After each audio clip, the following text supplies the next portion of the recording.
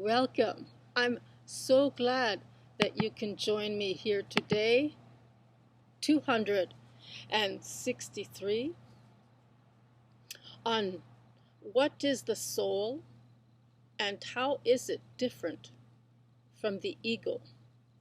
Excerpts 600, pages 655 and 56, excerpts from TheSovereignLight, named after my ministry, and this is a course in metaphysical spirituality, and my name is Reverend Maria Arvanitides.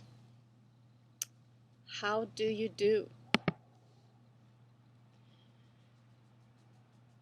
This moment of your presence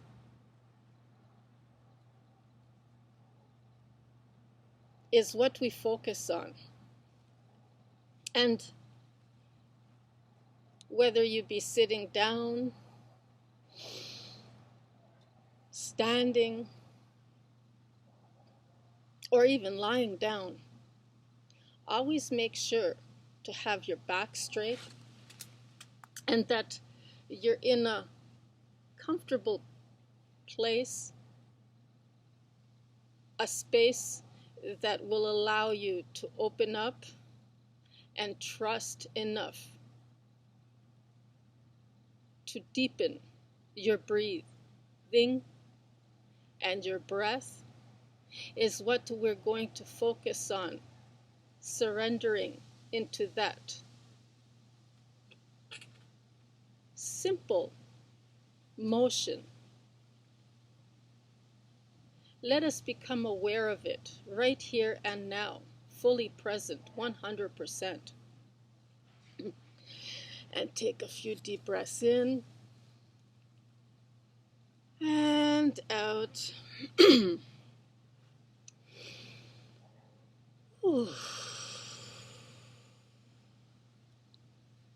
Sometimes it helps to have beautiful floral fragrances all around, and that will always enhance the depth of the breath.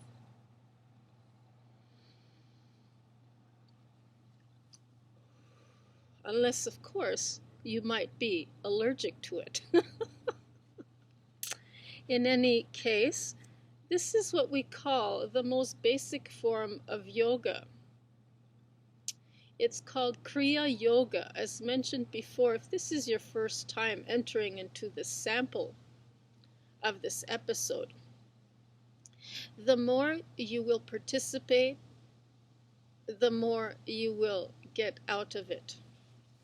And so for the next 15 to 20 minutes, we will begin to take into consideration the uncovering momentum of what's to commence in this point of reference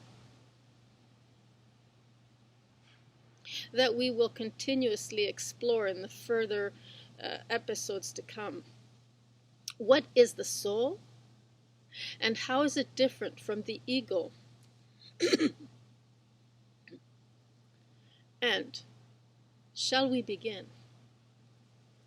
The amount of light that comes in is limited to the amount of constriction the heart is feeling. The ego is a deflective mechanism that filters in light to represent it from the soul as the reflective sliver for its external world. And what filters are these beliefs creating that constrict your perception and limit you? These are the things that we will clear, like putting on an outfit that no longer fits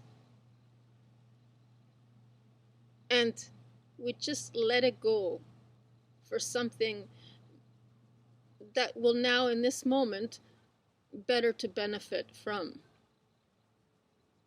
and that will enhance the better aspect of ourselves that we may want to continuously grow into, until again it no longer fits, and then we trade it in for something else, perhaps. Eventually, the timing of it all will just kind of, we're in the moment, and then it just is, and then in the next, it is no longer. So as we continue on, let's take it from here. I will start to read, and the amount of light that comes in is limited to the amount of constriction the heart is feeling. So, beyond all laws is this basic fundamental patterning that holds the truth for unconditional love, and that is all inclusive, connector to the primal source of love. And with that said, today's activation is lesson 229, to see what we can learn from it and become more responsible of our reality. In this way, we bring it up, whatever it might trigger us, or support us or promote us in any kind of way to give us that extra strength and guidance to see us through, so that we maintain a certain frequency that we might otherwise not be able to grasp or accept. So the more we are feeling, what is it that we're feeling when we say these words? And leverage it out from there. And I'd really like to hear you say these words out loud with me. Let's begin, shall we? Sounds great. In order to awaken the divine consciousness, I must allow the perfect state that is connected with the light and all-embracing spirit to have direct experience with oneness. And take a nice deep breath in.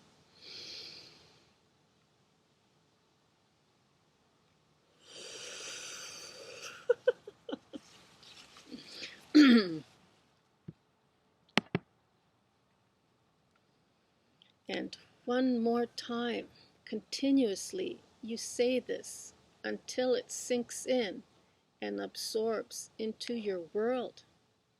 And see what you get throughout the day. In order to awaken the divine consciousness, I must allow the perfect state that is connected with the light and all-embracing spirit to have direct experience with oneness. And take another deep breath in.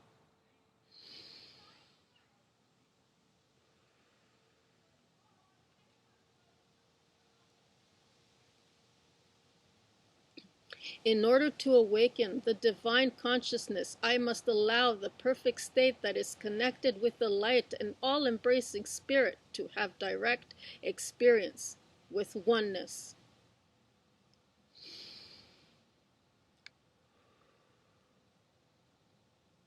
In order to awaken the divine consciousness, I must allow the perfect state that is connected with the light and all-embracing spirit to have direct experience with oneness.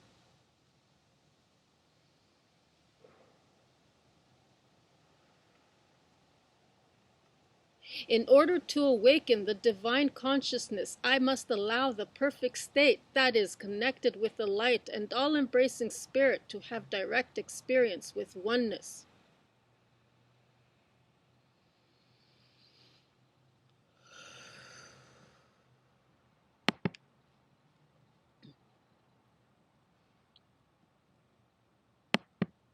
By disconnecting from the love of self, that is the self, and to find that it is only but a temporary state that chooses to reach out, to find it, and from its universe.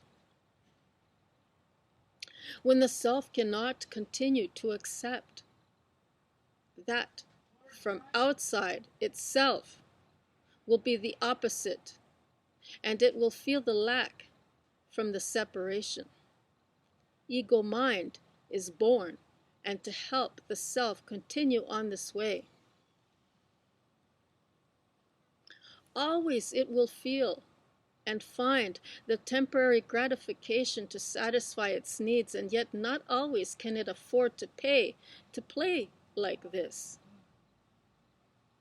Eventually the self will learn to turn away and go within. Thus the soul will react to its every need again. This response has no consciousness and must be fed with lessons to reflect back to its self-growth and further expansion. The soul is the all-seeing eye, and that will reflect to the self its many lessons.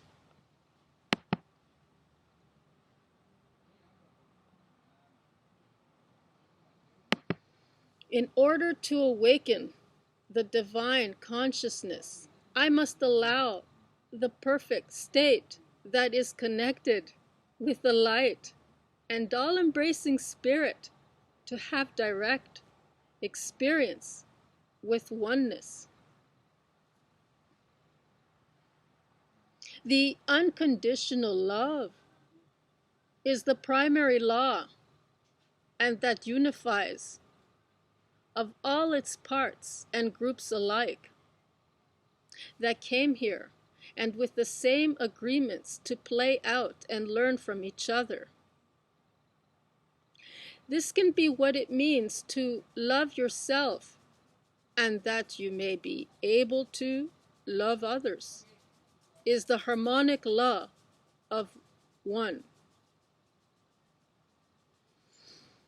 When from contraction and expansion, soul can teach the self to know itself, and the ego really has no place in all of this, unless the self prefers a painful growth. This is through resistance, what we cannot accept and resist, and we try to shut out and block, will persist on grabbing our attention. Soul is the experience reflecting back to self, and from the heart it can connect to higher mind after the hurt has been released. The ego mind is the crying child, and that never got the help it needed. It must be dealt with first to integrate within the mind of the self, and it must come to be resolved.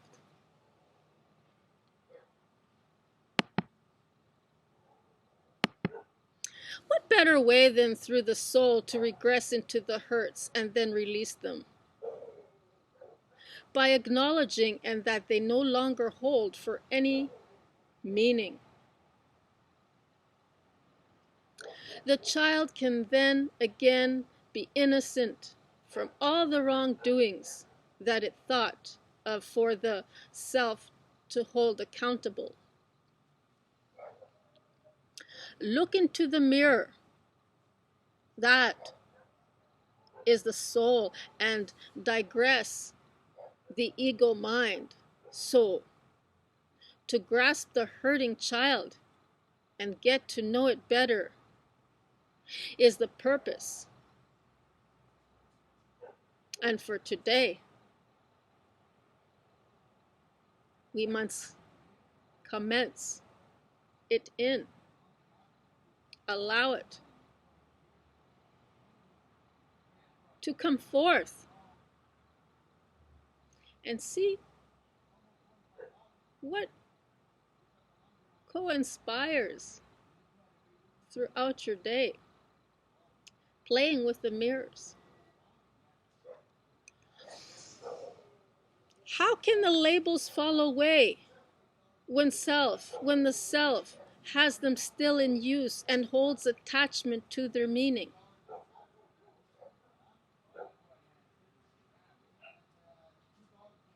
So I will leave you with today's affirmation, and until next time, I hope that you'll join me and see what you can get and share in the unfolding of this question. What is the soul, and how is it different from the ego?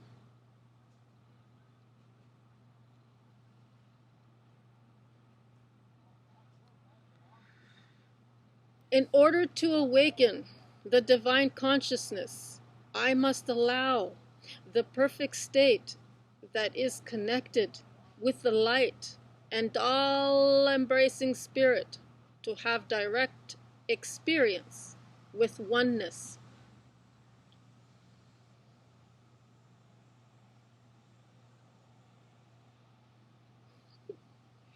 In order to awaken the divine consciousness, I must allow the perfect state that is connected with the light and all-embracing spirit to have direct experience with oneness.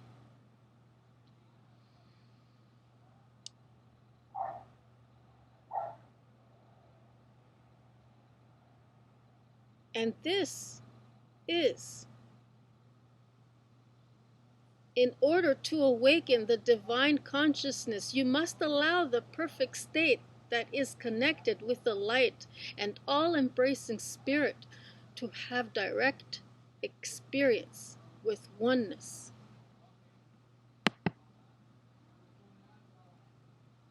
And thank you so very much for joining me here today.